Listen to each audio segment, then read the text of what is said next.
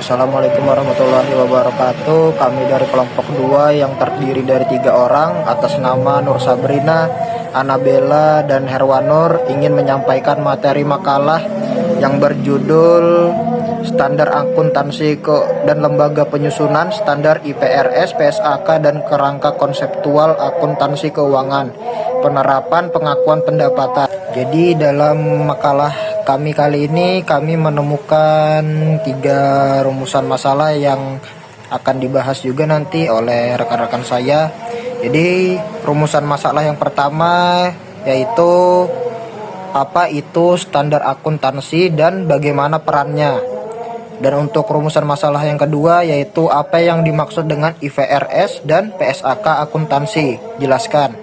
Untuk rumusan masalah yang ketiga yaitu apa yang dimaksud dengan kerangka konseptual akuntansi keuangan.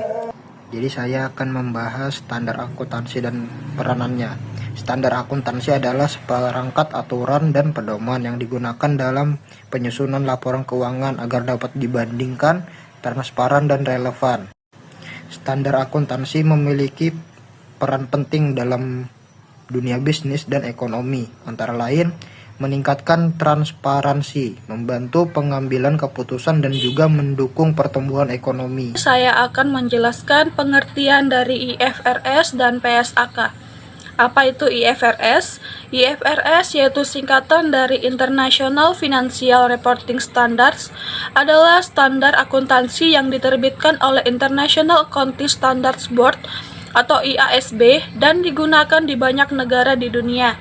Tujuan IFRS sendiri adalah memberikan standar pelaporan keuangan yang berkualitas tinggi, transparan, dan dapat dibandingkan secara internasional. IFRS digunakan oleh lebih dari 100 negara di dunia, termasuk Uni Eropa dan banyak wilayah di Asia dan Amerika Selatan. Termasuk Indonesia menggunakan standar ini juga. Selanjutnya PSAK. PSAK singkatan dari Pernyataan Standar Akuntansi Keuangan, adalah standar akuntansi yang berlaku di Indonesia, disusun oleh Dewan Standar Akuntansi Keuangan atau DSAK, Ikatan Akuntansi Indonesia atau IAI. PSAK sendiri digunakan sebagai pedoman dalam penyusunan laporan keuangan agar sesuai dengan praktik yang diterima secara umum di Indonesia.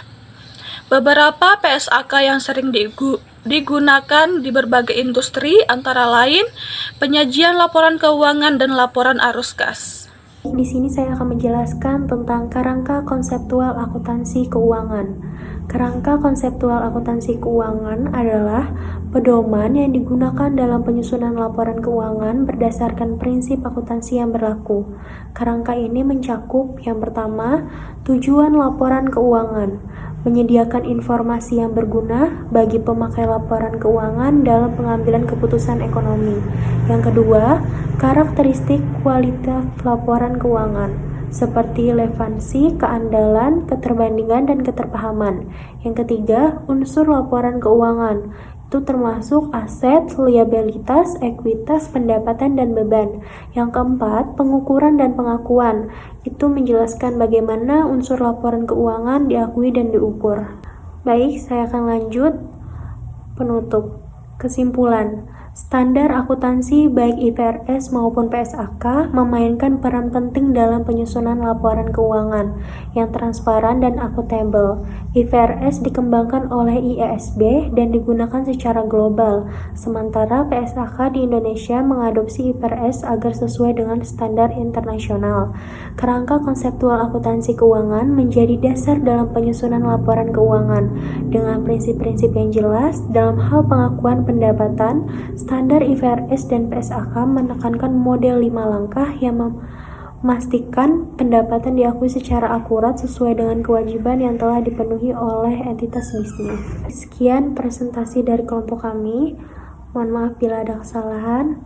Wassalamualaikum warahmatullahi wabarakatuh.